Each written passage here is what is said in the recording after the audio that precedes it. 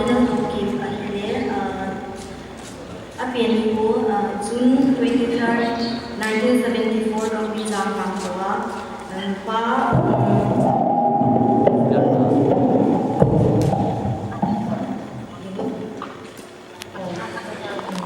Apinamu Jerusalem Hockey retired teacher Penanu P. Noiseling Hockey Asia Hile Nugamuling Hockey Pa Maulin Lalen Nugamulingin Patien Balsona Jati Pasal Tumanayin Chule Pa Bolal Lapenti Sopi Amoye Gate Yuvin Pasali Numei Dia Yuvin Chule education lama zilna lam nei namo zong yam chai se do no win chichue hile matriculation Don Bosco High School Churachandpur 1989 about 90 chan ahin pre-university St. Anthony's College Shillong 1990 about 1992 BA honors St. Edmunds College Shillong 1992 about 1995 MA Politics in International Studies, SIS, JNU, Jawaharlal Nehru University, 1997 Kumila Napoleon, MPhil in Southeast Asian Studies, JNU Mama, 1999 in China. Chule ana to ole athil bol to work experience zong cha in say to nom ki dovin. Research Officer, Institute of Peace and Conflict Studies, New Delhi, 2003 about 2004. Lok Sabha Secretariat, January 2004 about 2009. Additional Director into September 2018 about Anahin. On deputation as was the Union Minister of Tribal Affairs from 2011 to 2012 Anahin in the year. Today, ho society today mi ho kiloi komna azang patna singin icho zong chonia pat in talang no vin Cookie Students Organization Shillong as General Secretary 1994 about 95 in patna lain Cookie Worship Service Delhi as General Secretary 2009 about 2011 chan azoin 2011 about 2013 chan zong patna lagi Amahi Kang Taho student ho ngai lumi ahi ti zong ake zingin Cookie Students Organization Delhi ahin advisor in anapang zingin anaki mangzing ahin 2010 apat tu chanahe ama hi advisor ani mangzing ahi ti long chui sei do long win chule chibo se jong chu hilowin Cookie in B Delhi and NCR as a him president ahin 2016 about 2018 down in the Cookie kitwe ti chu sei do long win hita bangai panin la do sing nam sung le e ho kivai ko na wa hi ngai lu na le panin la sing khat chu hi ti chu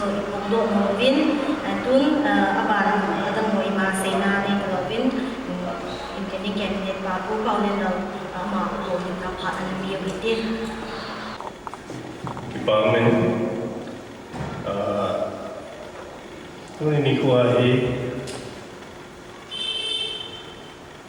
pat kibichin le rong le ke holim khom de nga kal so lo si athen menin ken li mo wen ke ki pa na kan kong dai ni tunia hi ken thu sao pi hin sei lo len ke holim na zo na yo te tập cung holim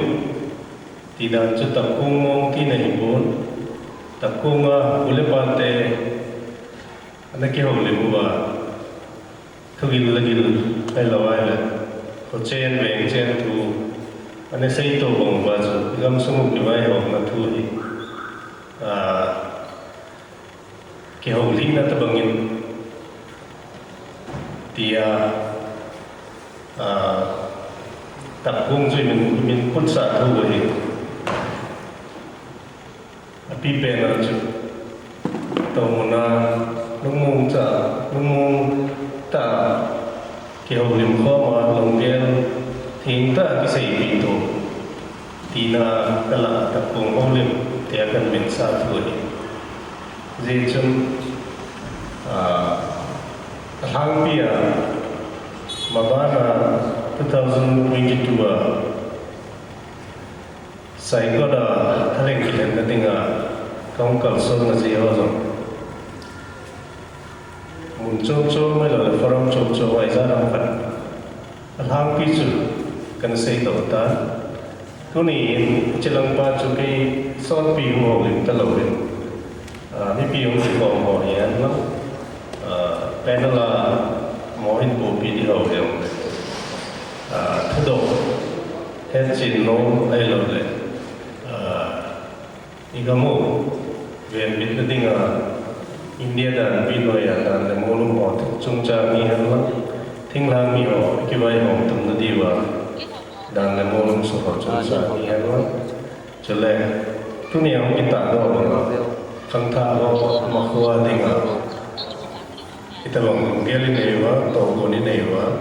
iki tho ko wa panela thong tin bang ti ho area chom choma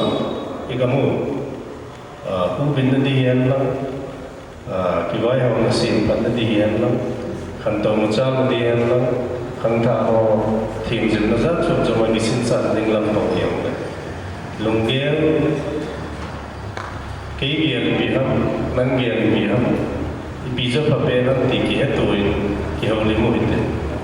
chale sunin mi tâm pi với trong trên không thể hiểu rồi là cái hậu lim nào vậy tôi nhớ không lâu rồi ra thấy đi chuẩn bị ngày thấy đi ngà kiểu lim con là chụp record đồ là ilung gel ho tôi nhớ cái khom ho rồi cái xây đồ ho rồi mình lo tàu một ngày nó về lo lên nó sim nó ngay hơn rồi Lunggel ana simwa igam sung pat to dinga ai po to thaiwa ai lo ai le contributed bo thai na diwa chu Lunggel mu chu tu vite itiwa hi che ya chu lai din muna sot pi thu ka sai sang chu panelist wa anh buồn đồng duy lên tàu một ít nôm tên như kiểu là mình tên ống còn đi pi hoặc là đầu nó hay là sẽ nó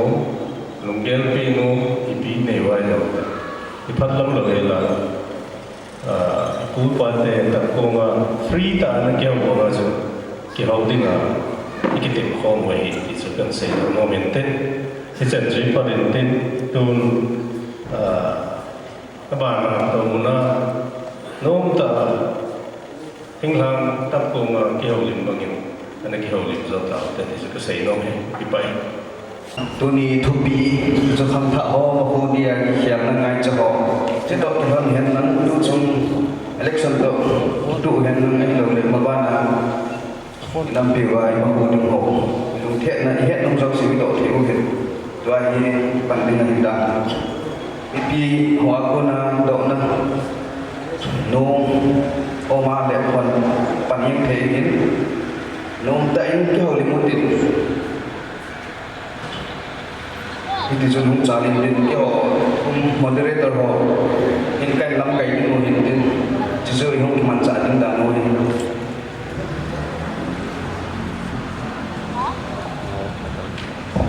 hello I'm a Spanish King Community Kennedy in Tibong District Headquarters of Chen Kai tuni yung kalson na jiw yung na jiw kyo limutin hiat lo kitong ti jari mo hin lung thing ta de friend fear friend ta kyo limutin ti na hin I think that ken jong personally Paulina de kaya buon ama de he lo hin Tuni kong ni sapam stereotype tagline ke hichimi khachimi ya hong kai bon ka het lo dong na hong kai in is to clarification ya abula na pi masak tin tu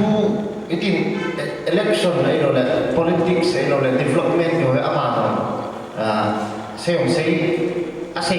cho sei ni cái gì what break la fin na ichu ha ipa so win ama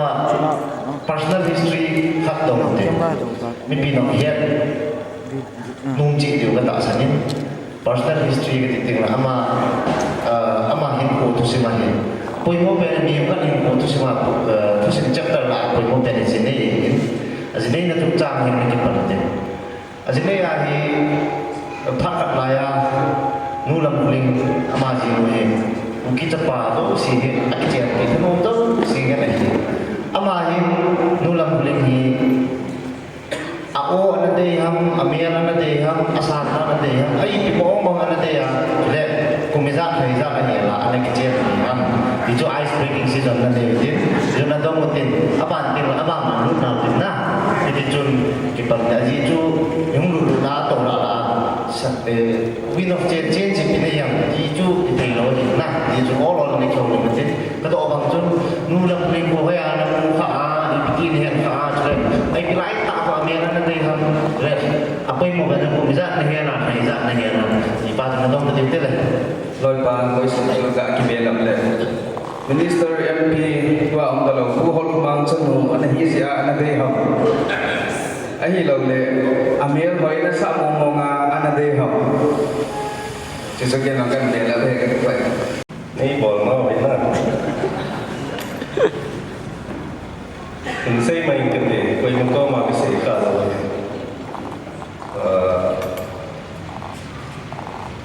Cái khối du cái tiền cái sắp tiền hani cái tiền ấy bảoว่าจะเลยต่อ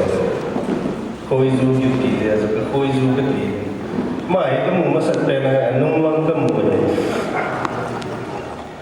nung lăng basketball ka ra hoya nung lăng sama kita cái mùa bắt đầu xây thay lâu khá đa hết quấy hiểu cái hết này lâu đến này quấy hiểu cái hết này lâu mồ nôm Zion Public School lại Zion Public Ground football tournament khởi động cái class 10 cái sim bàn lại chứ nói học tập cycle là football betting ở cái chiều mà thì nói họ không nêu để họ không tập mọi slide zone là cái kia ngay cái chiều về basketball cái thì lâm đi là hỏi là nung lăng apa ra cái mùa apa ra chứ chứ không coi như nghe tí chứ con còn cái gì vô con hay thì cả chỉ lung thêm mà làm ra hình na, chứ apa dah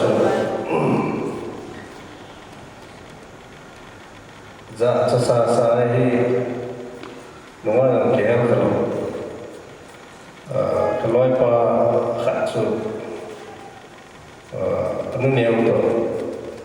anu kaya za lah so, kita kecil, cuma yang dengan so kecil. Kalau apa kamu aja nongnya so kalau apa yang so nunggu yang tipe lo kan itu nanu ni aku lo mesti deh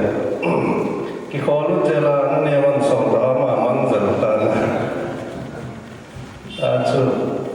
sampai ketemu sama aja nanu ni orang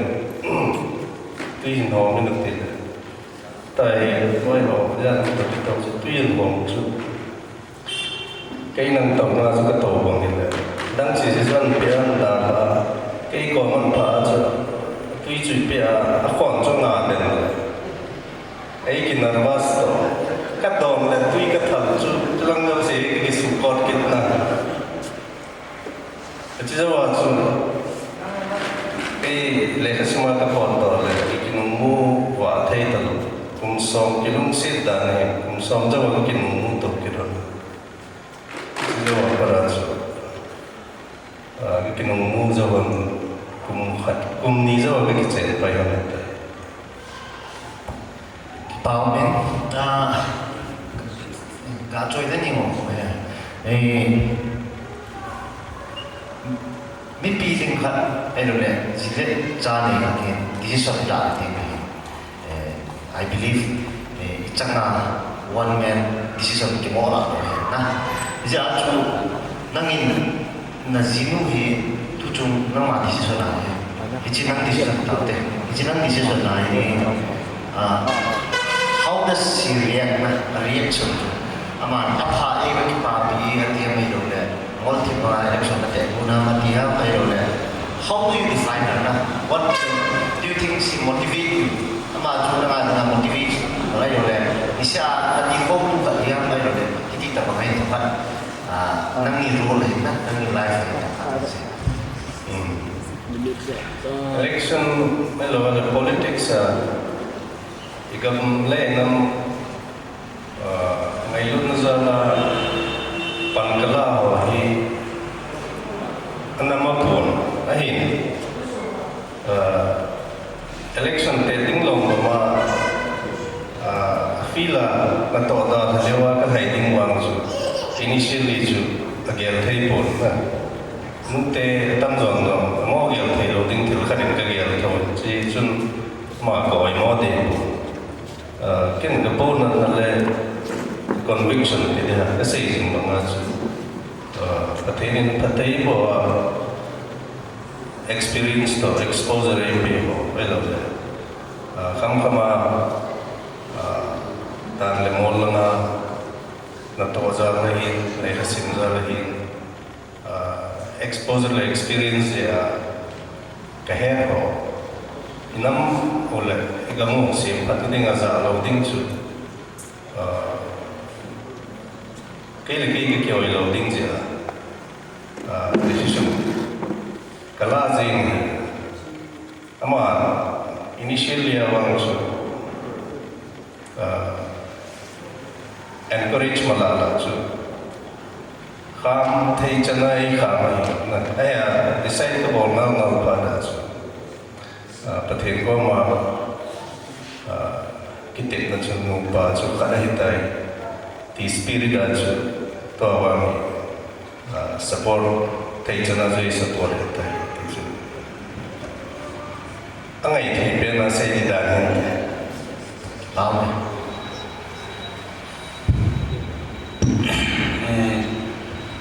pi ho ko ma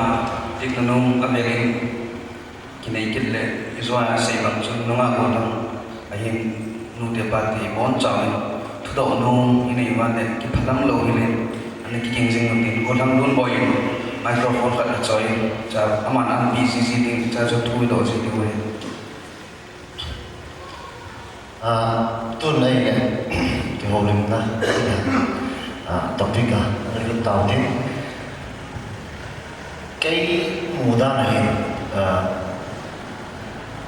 leadership है ना कोई वो है ना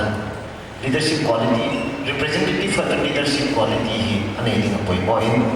ये बात जो तो अच्छा होती है ना नंग के अलावा नहीं how do you define leadership ना आज ये जो tu hin tawlen lan hi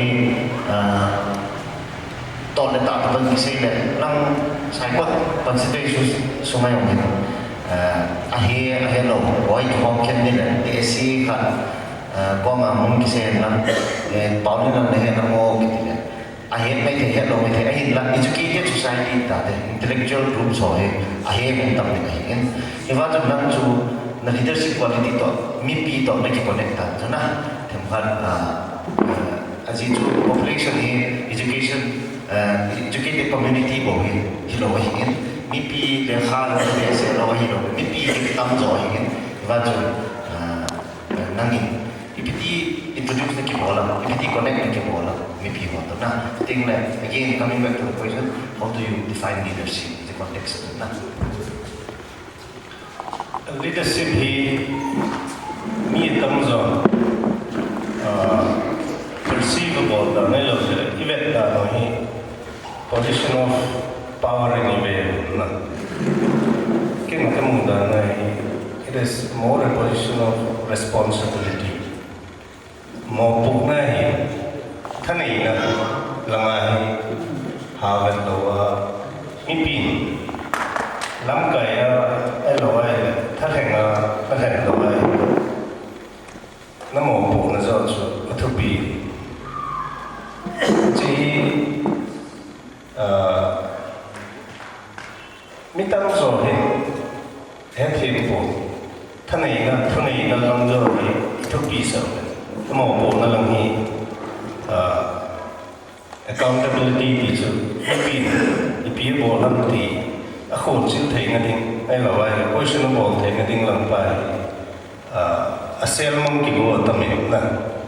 chỉ phải bring of change ý kiến đi vào cái đấy khác chơi vậy chứ thay cái tiếng gì cái xây dựng bằng cái chứ lên đến đâu thì hiện một lúc cái là số lượng quan điểm này hiện một thay means democracy chỉ là mipi phát triển tại đầu phong thể lộ dễ quá mipi ngày cha chú in pi sung sai có là bằng số voter sang song được bằng kinh đi đi là 57,000 something mipi linh vote bị thế thì cho sự cho assembly đây ngày đó xây thì sinh cái lâu dài quá chú, mà đây là ngày chú in bia polo tiếng ai sổ rồi, cái polo tiếng quá chú in bia cái vai hồng đàn cho mà hết thêm ngày, India đàn bia mà hết thêm ngày, nè, cho nên India đàn bia nói gam lego tiếng Hàn mi thế in nào eo gam lego cái viên Việt Nam đàn bia mà hết thêm ngày. Let him hang me te atum jaba ki vai hom na diwa dan pe gi koi wa chu he chin sa e ho cham bo ding e ho ngai cha wa chu in pia ga ding do le e chi responsibility lang chu e lo mo lang chu i kho sa ko tu cha na tu chi so ko a chi lo in a position of power e lo wa thil bo the na government in mipi dinga to dona si mo chu MLA pa thanei na ki bolai pu mipi kai piu chu kai piu hi atam jong ni he lo chu dali langa na tamon income tax ki pi na langa hi income tax on ai income tax pi lo na chu tax ki pi lo na sai lo chu petrol liter kata zakat bel manla petrol man ko som ni langa bo so adang si ku government in kaya la ji kaya la ji wa ko mi pia ni na chung thila bol ti do so ahin bol ti do ya ji government in kaya la je a bol ding do bol ding pa so MLA pa bol lo so mi pi chan bo di wong sa ya ji government in a bol ding banga bol nam ti e ho ta ke la ve thing nga e lo le ve thing nga ve sui ding nga so le na I chan bo jo phatata I chan na wan ti ve thing nga so ya chi responsibility pa jo mo po na pa jo athupi ya jeep le kara security ga to ma thai le ya e lo wa na government ni pi chan bo ding agon sa mong ding ahin sei do le ya so MLA pa bon la na I ve pa zo mi pi ni he lo nai chan bo ding zo sa hin a ve thading nga bo zo thadeng ki so lo hi na ama leng le la hin ama na lo ma ai lo le ma so ma na to hi bo ti pa he mi pi ni he chin pa leadership ti chu e ho mi pi a part se a chan bo chu I ve ti wa I ve pa te lo je wa thadeng ai then thu hin leader ti be se do in ka sei no po na thadeng in ka sei no representative cái aban nong pe pe ka tin bizong si hin election ba ten tin tin change or development thì do SRC development là cái ting này holistic development cái gì cả nó cái nên chú approach zo sia development of men field of si tuin cycle constituency apoi mo pen piang ti khali si development perspective khat se moving happy lampi movie ti ai ka se no chu tu ni khang tha te ho na hi nang lu ke la hi because khang tha chun lampi se boi ni ro hin art of men fine art of men music of men entrepreneurship of men ti ta mo ai ipi nang ma idea para ipi ngai dan ne na all round development khat constituency ka chu all round development ai ite do institution on bela na le yang ai no da ti ta bang development when we development is definable again na ha aji chu particular khat table khat asit na kasim development ke ti do in development holistic approach ni ai iti approach ai nang ma kasi mo na ta ko ta ai it's a diverse idea na le yang na what is it you do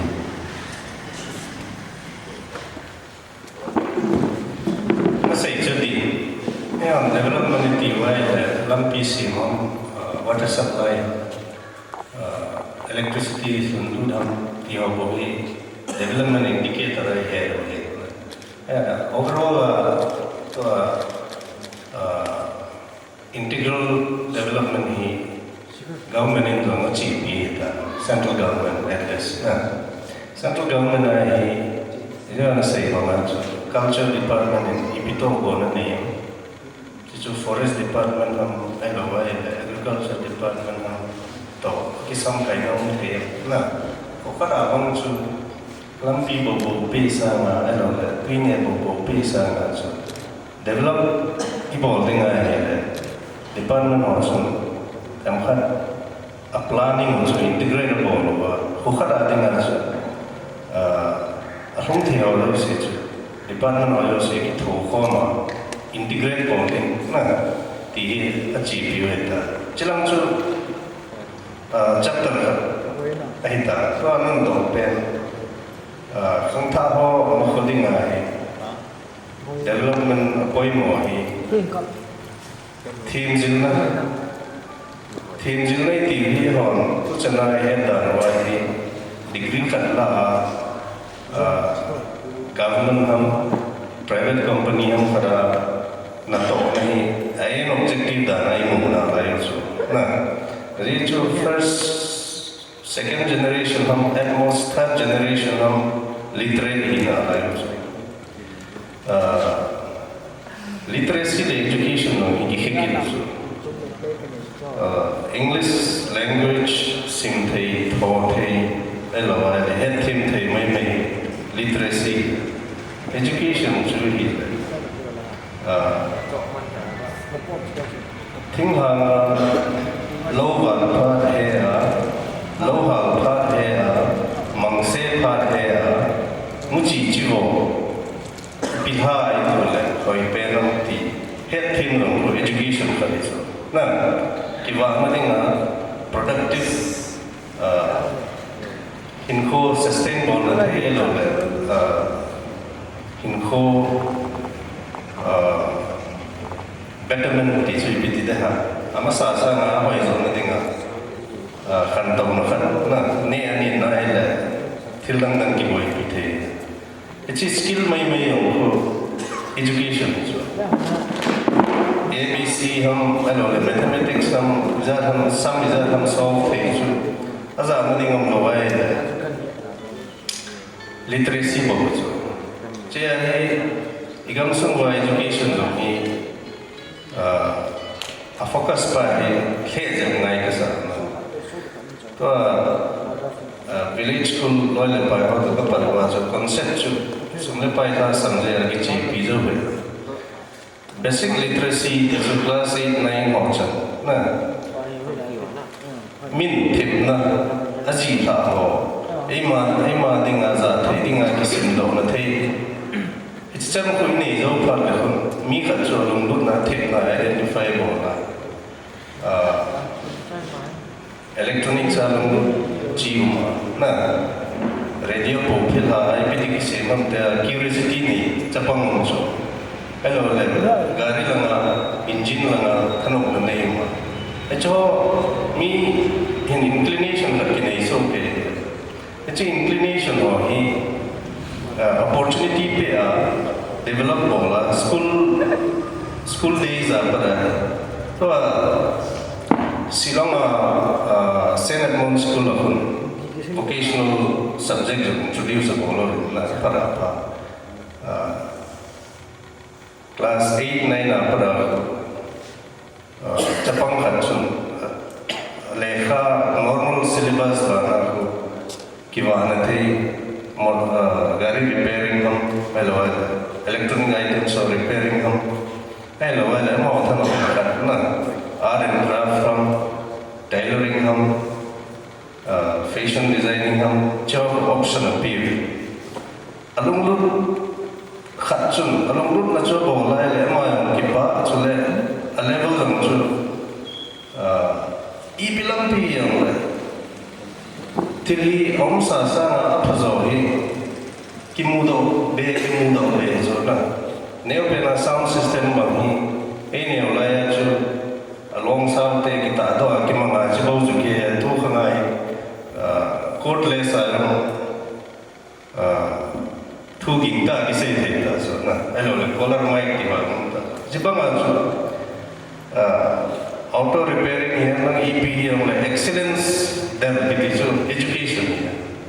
sinading chu igam sumo ani school hall accommodate all zo lo wa yung chi skill chom mo develop na ding training center ho skill center ho ni I bol wa lo na nei ho chu skill chu further developable thing di wa na infrastructure faculty di ho chu all la hai parwa khang thao hi government job bo hello company job bo mon skill waza wa ki wa the ni gam sum inchen ko sa asit no the ni wi lam tam pi o min chule chi chawa ta bang funding bowling hi government na kun bo se dang angai pon to non governmental sector ita bang funding bol no tam pi o min Ichawal ni pi thaleng khat chun nasata facilitator bo thayo min so like corporate zone CSR kiti corporate social responsibility no ya 2% of net profit hi society khan to machal na to na dinga pi do di kiti khat da na lam mai ta na chawang ko gamsung thaleng khat chun company lin bo contact ada kamu semua cici ngai saya dia setabang skill development ada ngaji institute hello learning center tapi ngai cakap isim tilo na atwa hi tu cenai thale ngawen kei mudana manipur budget jami iti kisim ham ti boy bi phalawa pa be pona rum ta hai Jadi budget kita itu togon ding, togon so sulle pai, ija lu ding he dia sei kha ding, jadi itu assembly ya, kobong assembly ni yang le, isai haji so na, mabana to ding, kita bangasu state assembly yang mungkin semua to ding, budget sei semua isai kha. Aje budget a togon ding wajah yang masalah bila kiwai babi so, tinggal district ko. Ci pa ni pona dum ta hai ci ya chu khandong ho ma khoti nga chu ci governance pa chu issue di wa chu le government budget a chu ta bang skill development I kha ro chu ministry yo min na skill development ministry yo ci no ya project chung chung ang si ma center a para yo fan la the yo min ci ba na chu sei be chu corporate company lin ta kum khana net profit ko 500 crore 4000 crore na 10000 crore ti noi company tam pi mo 10000 crore chu 2% CSR api wai kolong pe ki chu chila chu mo 2% la chu 0.5% ham kana project isi mo khang ta lunglun na nei chum mo ija ram khane skill develop bol wa akiwa na kim hilo wa gam sunga services langa need is that fulfill thing na to hi to awang hi latest hi mi za nam khadim ta tui plumbing tui lo na ding pai bi ma fitting hello in is electrical fitting ho ba ni to slai hong ho ba mai wai ho ni ta ki mo su hello to kopila chu min wai ho ni khat cha ki mo wa bang nam je da wiring bol ho ba skill khat chu na planning cho ta bang ho ni lung lu tai bo lai le in ko khan ki hin so na kyo lo wa ngai cha jo se fulfill na te service na electric sim lung lu khat ding a chu thil ha sa be se aya jo a training bo na ding khat chu ga mo wa ong mai so na I cho ta bang chui ha focus on ngai ka se government job bo chu ki wa na ding ai bo lai se wa chu ga mo kham to lo nge government job zo chu ngai cha ta government ne anh xin đồng duy là cho a fill up tình kí gồm nào vậy thì hiểu là ho inclination là inborn talent ho develop na ding khang tha te ding ai centers of excellence thì ham isa ram hi inborn ngai hoi mo sa pi ra ba to lo hom le ke tu ju tin ke ho ko ko liu tin có kêu linh tiêu là thật lòng biết anh này là biết gì là bạn tổ nó một cái tuổi gì thế tua development chung chang thu isei la wa chung adia khang tha hong coding isei na wa chung from follow question ti da mai lo le related question ti ham khat adom nu su no hi be ya nge isei ma ma mu wa chu government job focus na ni pon na yang le amasa le interview na kan ngai achun district planning committee ti om sa min na het lo le om sa ko cha hoi ma chita ba nga chu yang tua India sunga state tam te mo state government job pula ting le staff selection board ti ka ni na so chun non gazetted post wa ting so chun ekdom conducting le affairs in na yo Manipur state abang ya center government mo ya on lo wa chun state also sum nei nei ti da bang kha le do ji tua district planning committee om sa ni phuja ko banga chun chi Manipur staff selection board ti da bang kha non gazetted post ho exam conducted ti ho hi pu do the ham hum do sa the ham chân chân thì hỏi ta hi po do thei ma om sa thei ma Delhi subordinate services selection commission na iti chun MPS video so MPS in conduct anoi langa group B group C ho selection siding khadang so commission khadangai hai lo ai Manipur Public Services Commission ko sublega department lower grade recruitment ho ni amwa man handle thei thile hi na achipa hi MLA kha changa bo te ko nei wa idea wa chu nasata push bo te kare ji chu ta departmental recruitment hi ai department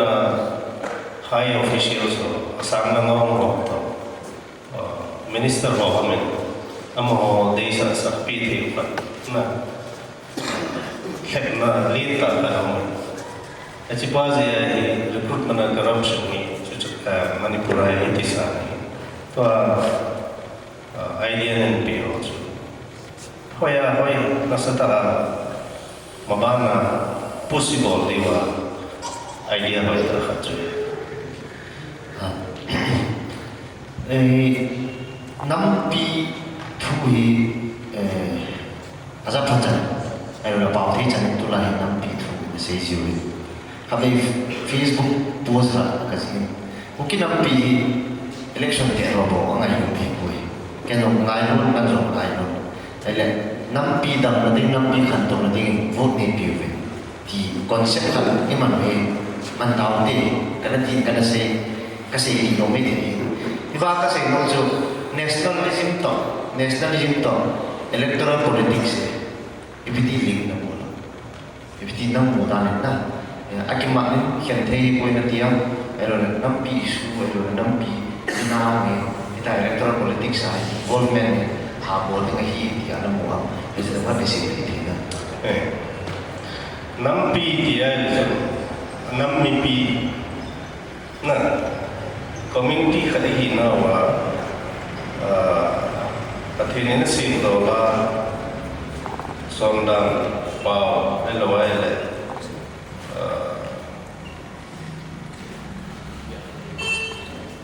kiwai hom na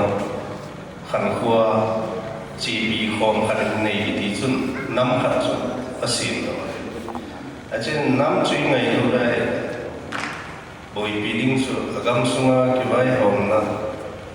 sim tu ba agam sung khan le cha ami pi ho zo ai se bang wa chu thikna chi chom chom ma pi lim na nei diu ba chu nam ngai do na khai ani na chu he ho context na ke ho context se na chu ibui pa ten wa nui vai na hom British te isan lang chu igam song wa ahong lu wa anong ka hong bol di chu anan chu na jita banga chu ehon tuni ko ichen na gam song chu midang thunei na hilowin kay mo thunei na na to ai hon lampi ngai lo ti wai la ikiwai hom na India dan pi India gam song ai chen wa India dan pi no ya vai hom na wa ho tha thenga thu sei din ho chu ho gam sum ki vai hom na ding ai la wa le ho gam hu bin na ding a to tiu a sei tiu a bol tiu pa chu bol hi zong le mi bin ho ki sa lo para ki ma e cha sei ding le bol ding chu thal choi ho hom ku kin pi ham in pi chom chom ni nei ho ham khat chu e cha chun a bol ding da nai gel pa ve kiwai hom na ta chun e ho hi kimat thei lo na khat nei da na yu chu kiwai hom na dan pi no ya thale ngai so mo hi minister hong hi long le government da na ai lo wai le ai ti zen se bu the khosunga school building ham khat government nan sa le government property don hakier ngai poi ki de chiu khat nei a government chu ai wa hi ti ba hi ilung thim wa hi min thei lo khat mai a che ya chu che ki vai ho na hong pi no ya thale ki so lo long hi ki mu da no ya wa thale mo e ta a sei ding do a to ding do lo hi na bol poi te demand bol sang nam thu hi ai le e ho CSO ho zo treasury bill na question ni bol e ho ki loi kon nan chu nei te ho poi hin ki loi kon ho chu i tha theng ho hen in pi gam sunga ki vai hom na in pi sunga chu inamu ai lo le gam sunga khan to mo cha nei an lang dan le mo thu yam le e ho dei bang chu chi thei nam ti pa sa boi pi ma sat pen diu chu chi pa hi mi pin zong demand ki bol lo mi pin demand ni bol sun chu MLA khat chun athidau se ko sa ding ngai lo wai le hospital am zo se sumaga pi ding na ai lo wai le bang se na to zo se ki tho pi ding ti lang level chana hi ingan se wa in pi sunga na gam le nam bit na ding le ma cha na ding a mo na pa hi ngan si na pi lo lai ta bang wa yo che a chu nam ngai lo le electoral politics chu a chi khom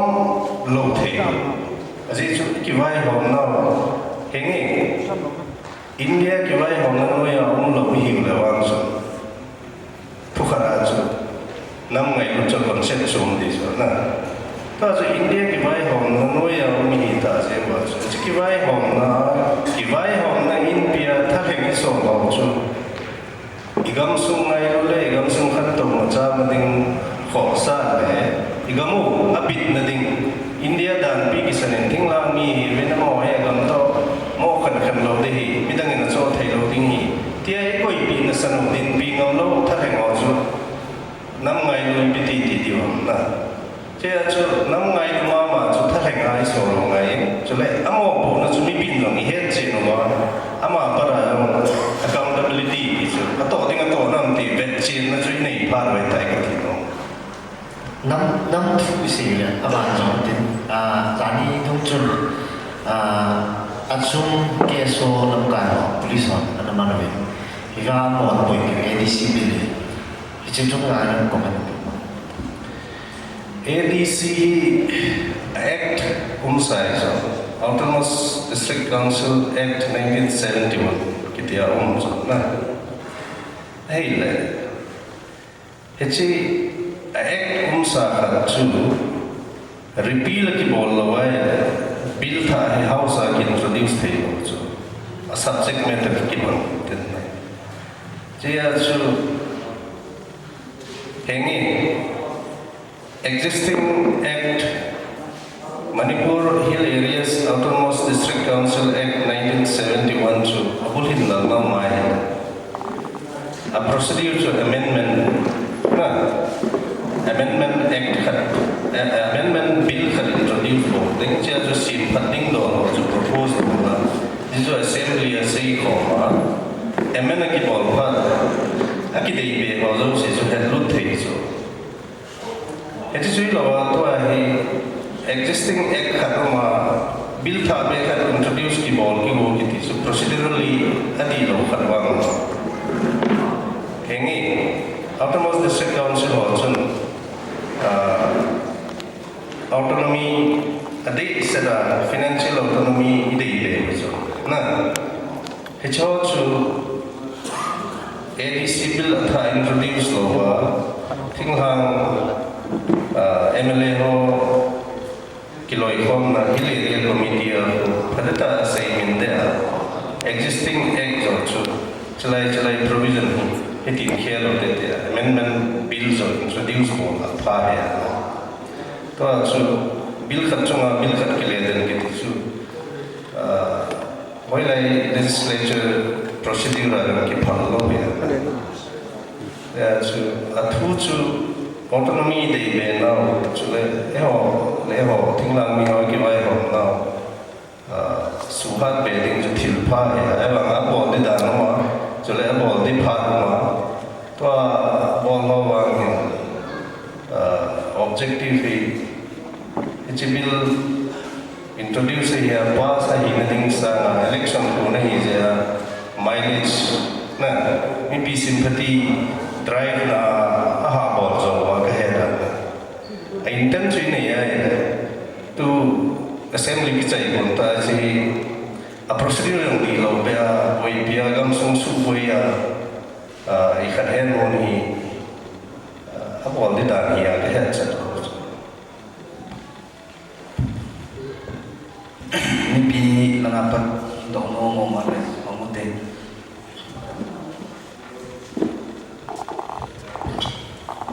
bảo mình nè giáo ta bảo lên là lấy unia ông cái giáo gì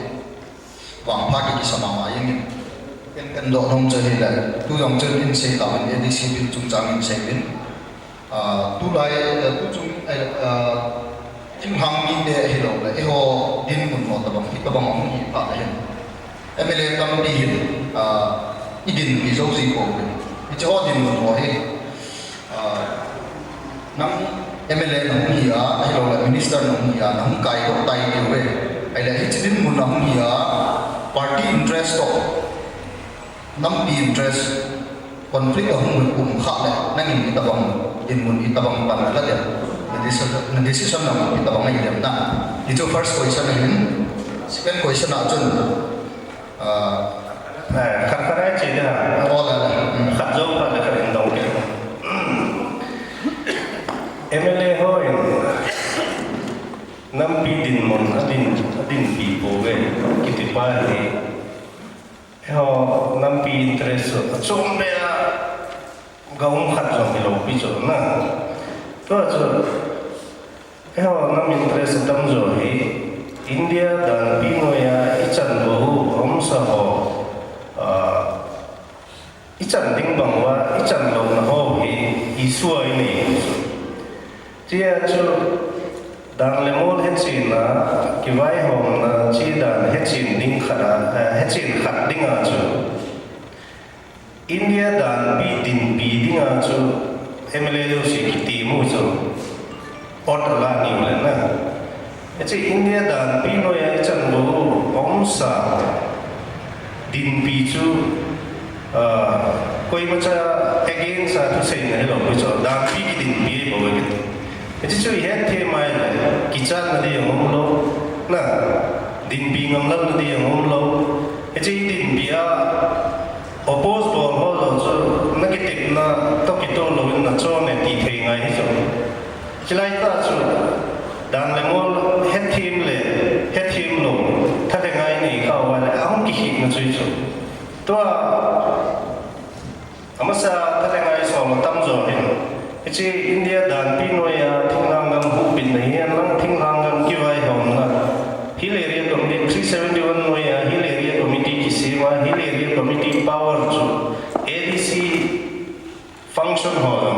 ama ho recommendation ju ya chi di he kiti sa hi so na to chu Hill Area Committee chun ADC power and function so ho avela chi ya ngai be ti wai la Itu recommendable deal. Itu state cabinet in acceptable law governor kom governor in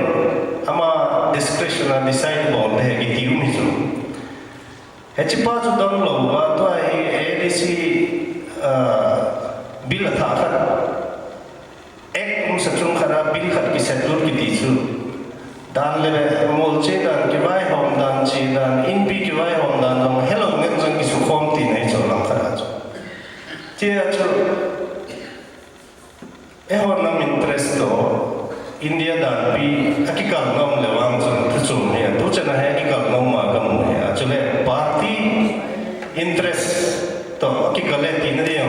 dan pi zui ding ki tisu party interest or conflict I ma cha lo cho mo a chu kami tamte izirwa chu chi kisai le mo po na minister am khat ai pe chui la do inte te ai ki cha do ya na e cho chui ki cha te wa la ni pi thalangin ki bon da ta ki ti no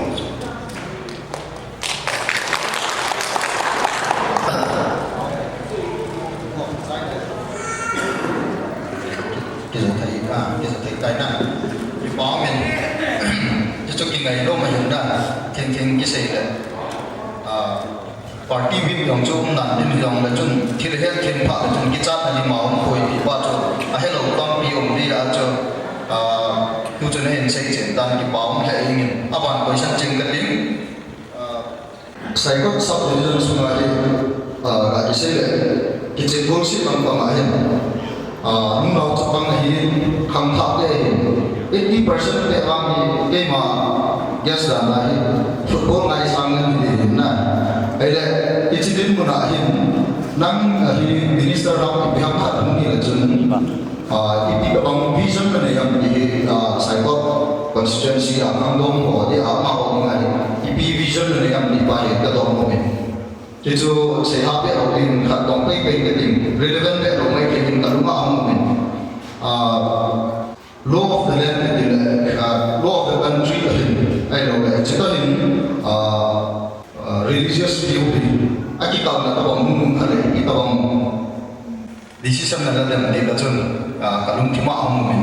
ki pa hi nang ma chite ni chunai do khom din nei answer ki khom min ki no ki pa hi chan chu dan de pa nên thứ đó mà sắp tới chú cái chuyện goal xin là infrastructure hi ilasam mà mini stadium khá đi sao lại mini stadium hi tam ai lâu lại bị tam hết thầy lâu khá là sôi là cho bằng hi thật tất tại cái gồm bằng trong sports complex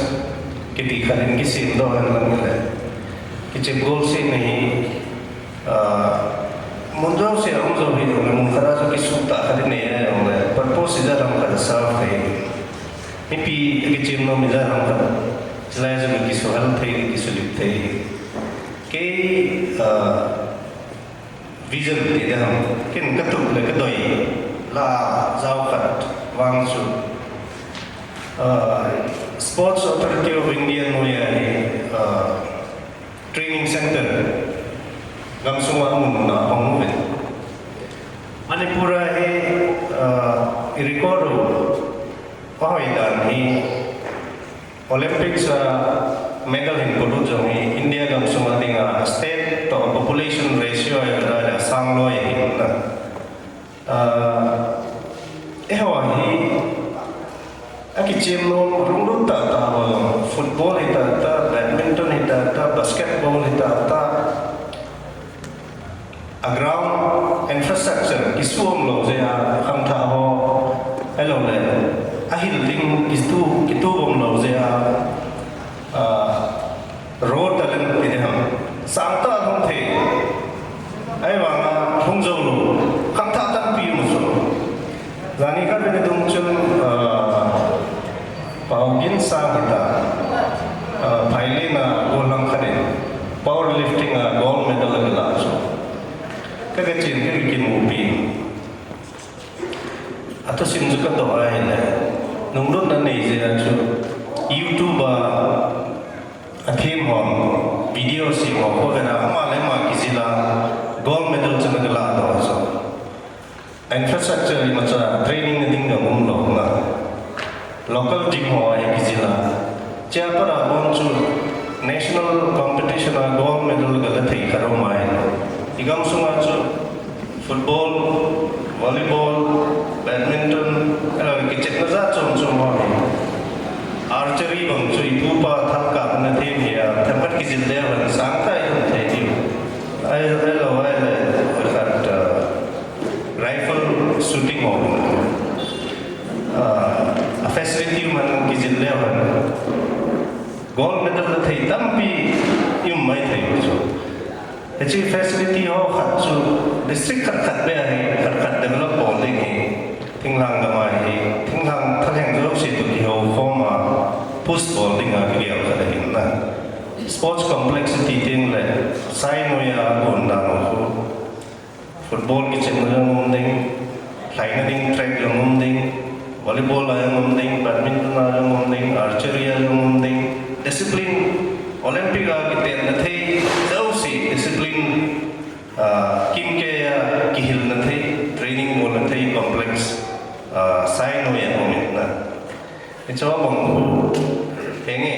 thinglang district jo sia chu kum khara bona bol thei lo de jo India kum pia mi ki chu so ke ya so kum khat le hello kum ni suma district khat be achan na te ding a chu central plan ho hethi ma center langa chu ipiti lobby bola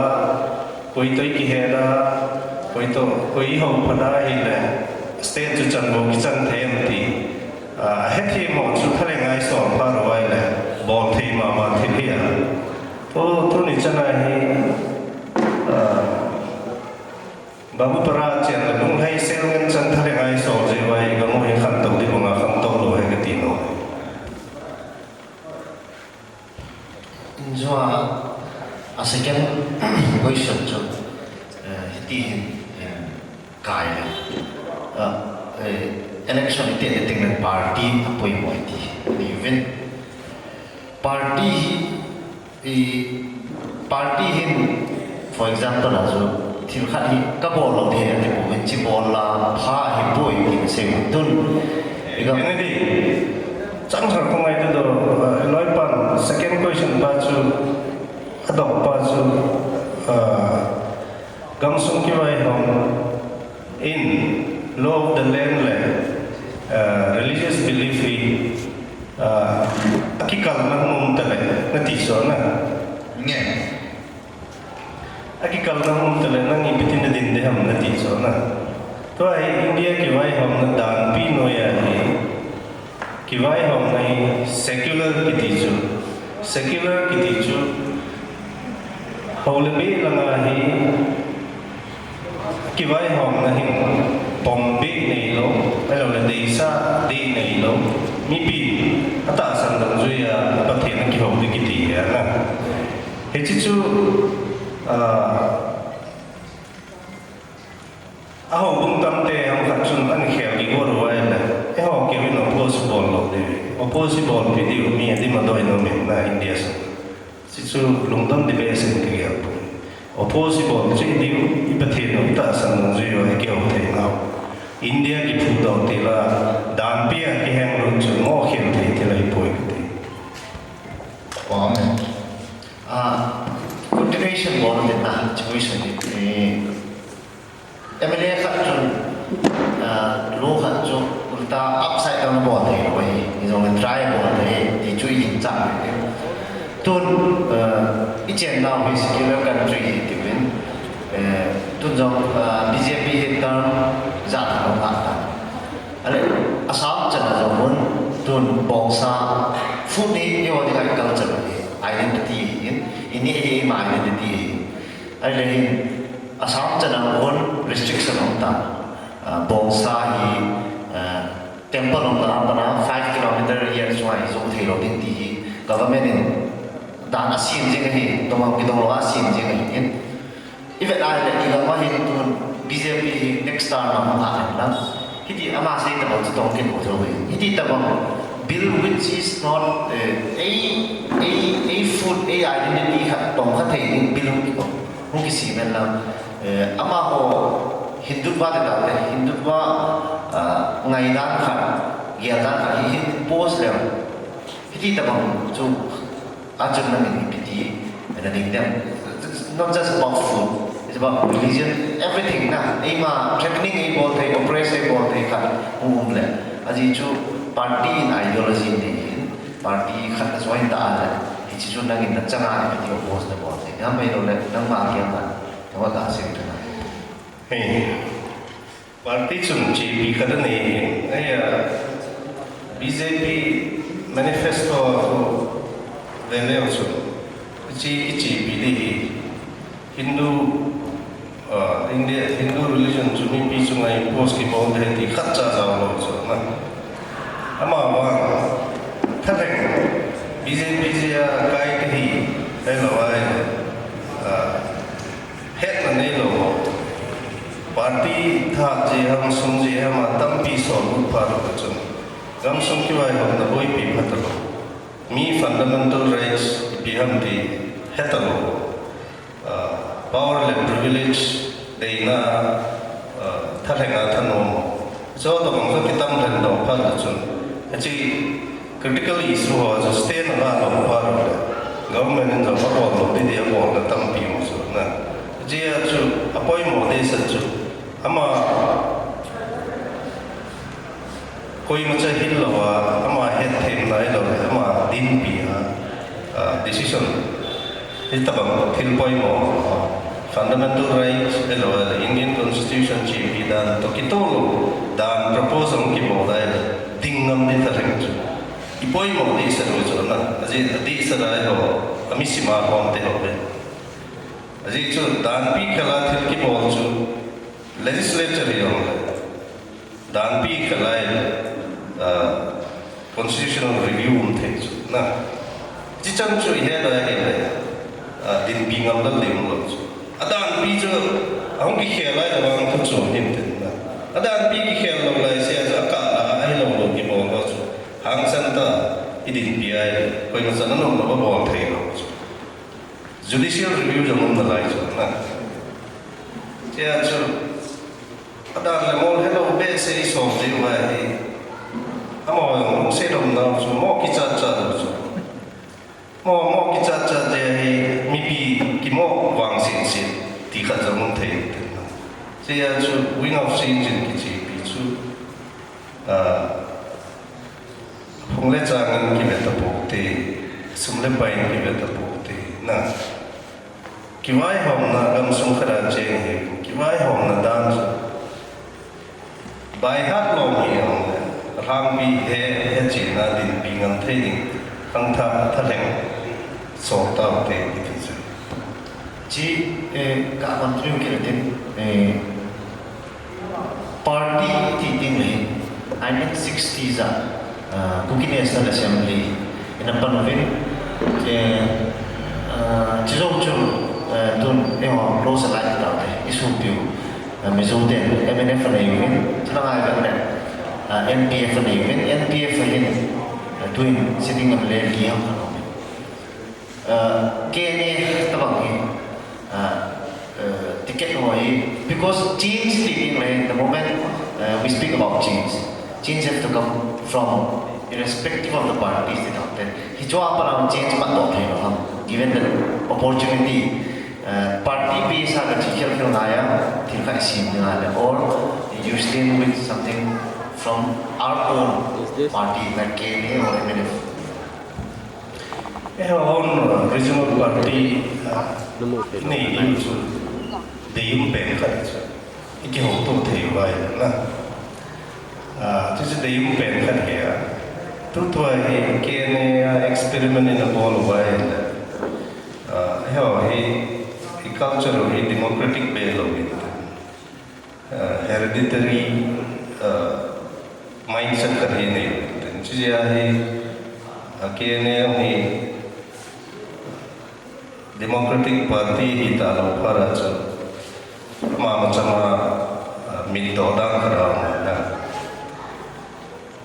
wah kei lunggel tak susah le, hitahan lang, nampi NPF MNF nanti orang macam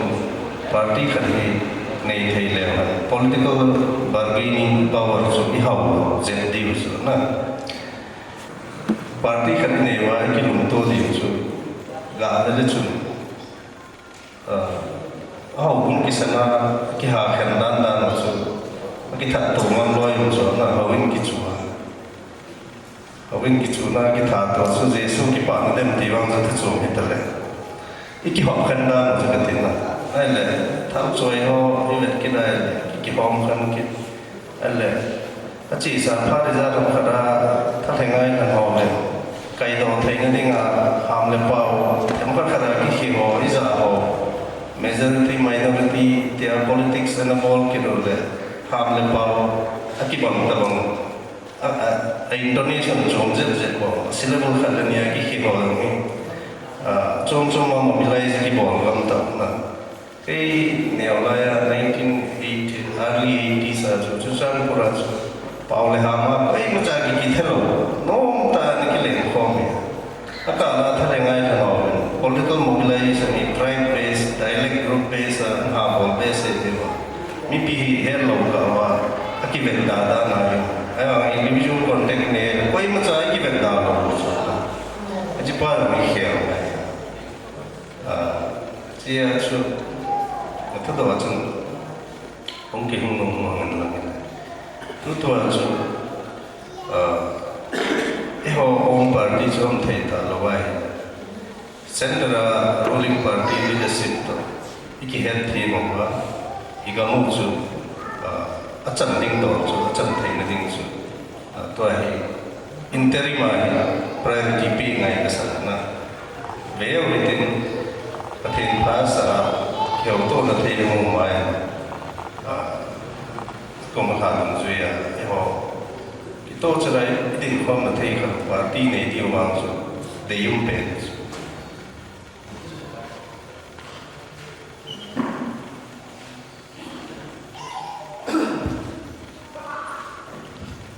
Bảo mình cái dunia interview thì để không tham thảo mà không tito kisay ito do kat kanay nomen tua eho society adi cookie society sungi event de biham zat dang dang hoto veka teka ingin electoral politics iki kombe ko na aki komsun khangtha tile CSO ho hisingin alambia ki kom ken tua khangtha ka ti CSO mo pu na nei lam kai ho hiloi khangtha tile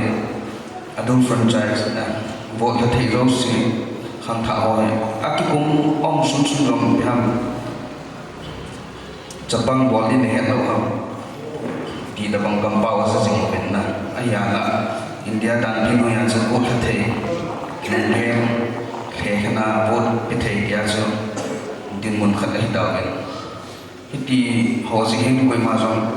si election dai hin khang tha ho hi tin bang ben long lut sing bol ayala lamkai representative piham itu henga ding thailo di hando ding le abang si ben jo ham dia khang tha ho hi sin na sai khang tha ho hin ipiti banla le na tiam ki bum yu le na tiam ki ho ka to no ke het no Gam sung mi hero te ti wa ipa ya mi kha zui mana zui te lo ting khang tha ho ji ge lo ha ngai eo khan khu nun khu insunga ki sei ngai na le kam sunga ki vai ho no tinga ichi video pa chu kai ma lo wa pha ka sa henge tu chana in ji video chu ipan insung mi te lo se tinga voda ka la chu na chu apak na cham no na chu convenience zong na chu ayo na voting right ki pe na pa ya di ta iman cha di wai la chu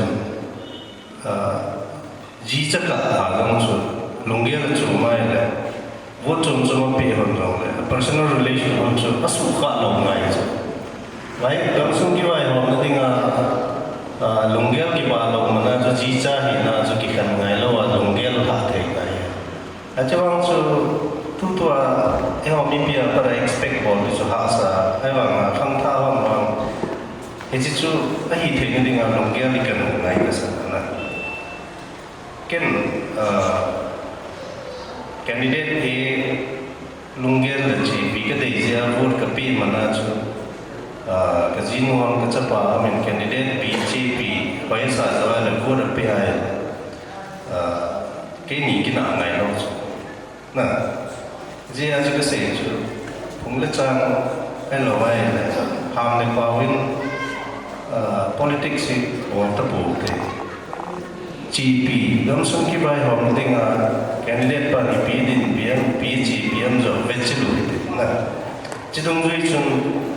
ami chang chen decide bol ri tin vote bol thai ta le ki khel na chu acha ma hong hong de he se no piu je ha da thang tha ho mo ko dia na ngai cha ye pen kan do ni ji da le che mai de ya da tu le to mani ko ha burning topic ai ne so ye la ne ni ke ha se ni pe sa ye hi ade de ni ba da hi mani ko le se de san de ai ke wa ko na ye ma majority rule de ni ni che da ko ni no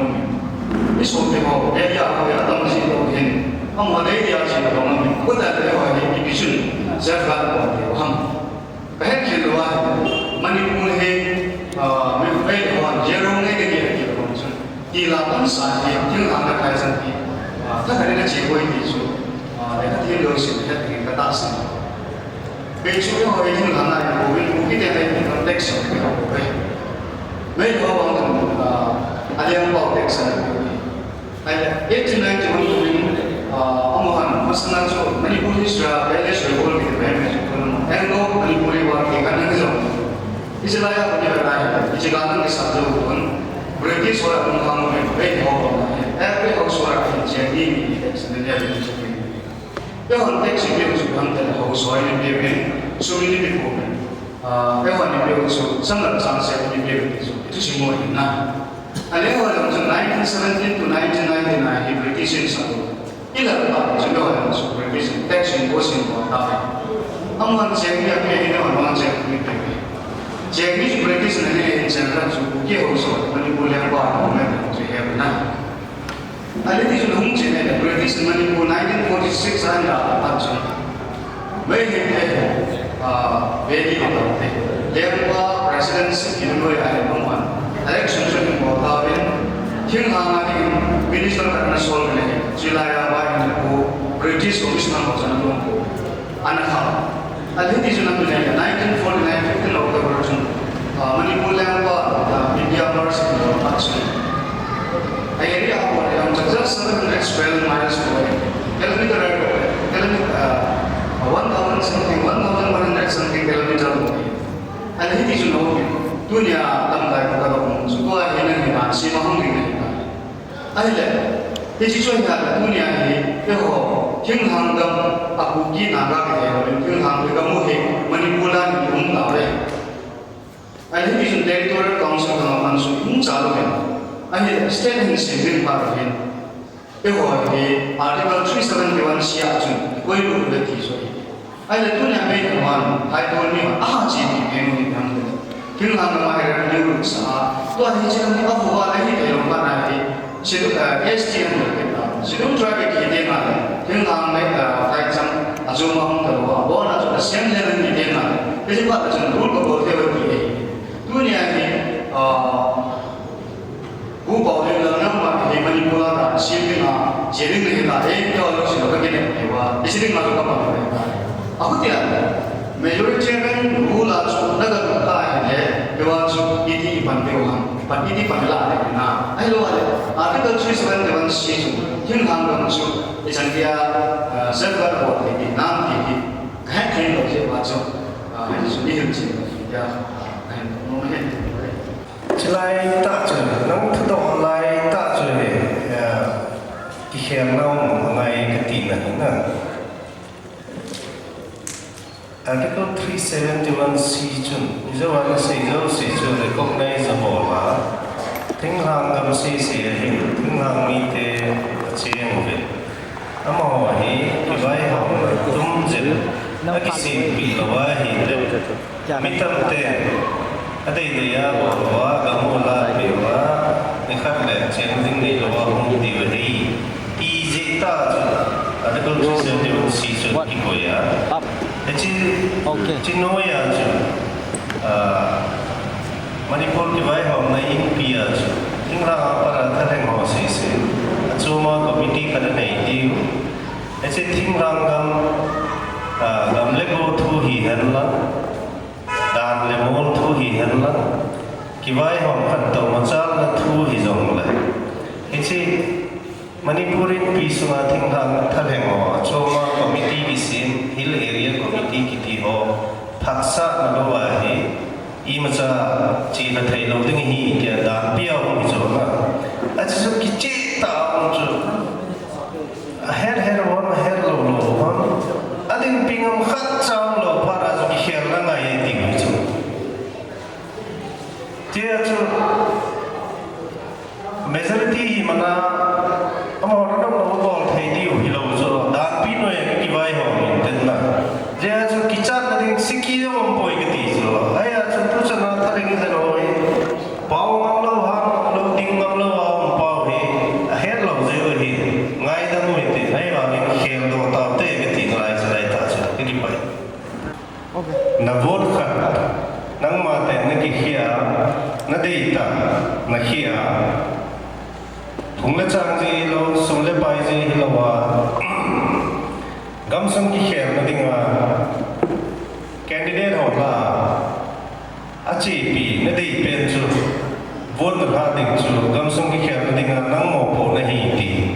kei mo po na hi ti het chin pa le gamsam ki kher na hom de ti chu chai na ke sei no min tin chu le gamsam ki kher lai khang tha o ma kiu ding hi pun te se ho vet kol nahi damlo ha sa ki vet kol nahi tu chang ge ya chu jang por population hizar hita district hospital critical care equipment khacha ki nei ngai lo dam lo ha sa nat sakna aboi ti mo mai le imphal ang gahati ham dam te ngai na lai ki khial nai ngai cha be ka tin no na district lin ta ki ya thaleng jong gublang na ki nei ya che district hospital ambulance lo je civil society organization ho boy ambulance project sewa eo no sungai lo sa battery po cho wa e bol pa hi ki vai hom da hi po cho e kher pa te ti chu rampia win of change ki kher na hui li chi piu chu hi te chu ongkal so no ho se dunia hi chi piu hi he chi no wai le tập công cho mà đi học điểm nào im là chỉ là chỉ khi nó thua ba sẽ không học thì sẽ không qua cái con sống qua khi nó muốn là đến chỗ học chỉ một bộ này thì chỉ cần sẽ nó mới cái bài